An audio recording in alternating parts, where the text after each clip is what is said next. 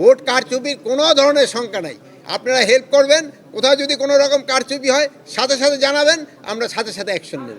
8 কিলোমিটারের ভিতরে সাধারণত সেনাবাহিনী যায় না, আমরা যদি ওরকম প্রয়োজন পড়ে সেনাবাহিনী ওই জায়গায় যাব। প্রস্তুতি সম্বন্ধে আলোচনা হয়েছে, এখানে তাদের প্রস্তুতি মাশাআল্লাহ খুবই ভালো।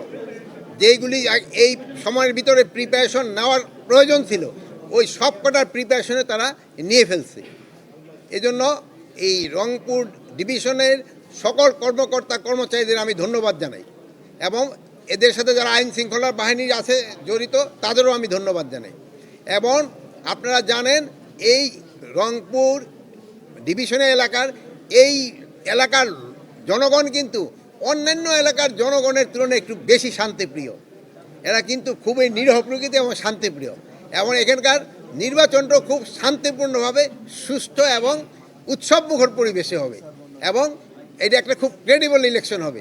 এই জন্য আমি, যেহেতু আপনারা ম্যাক্সিমামে আমার মনে হয় এই এলাকারই, আপনাদের একটু সাহায্য এবং সহযোগিতা থাকবে, হয়ে যাওয়া যায়। আপনাদের এখানে যদি এখন দুই একটা প্রশ্ন থাকে আপনি জিজ্ঞেস করতে পারেন। ভোট কারচুপির কোনো ধরনের শঙ্কা নাই।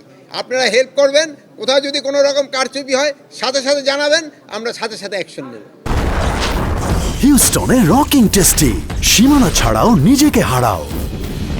সব জায়গায় যেই জায়গায় যেই রকম ব্যবস্থা নেওয়ার ওই ধরনের প্রস্তুতি আমাদের নেওয়া হয়েছে এবং এখানে মধ্যমনের সবাই ওইটি আলোচনা হয়েছে এবং নির্বাচন খুব শান্তিপূর্ণভাবে সুষ্ঠু পরিবেশে এবং একটা উৎসবমুখর পরিবেশে নির্বাচন হবে এবং একটা ফ্রি, ফেয়ার অ্যান্ড ক্রেডিবল নির্বাচন হবে। আপনারা সবাই ভালো থাকেন। এই বর্ডার বেল এলাকা যেগুলি রয়ে গেছে এই জন্য ওখানে প্রচুর সংখ্যক বিজিবি মোতায়েন করা হয়েছে।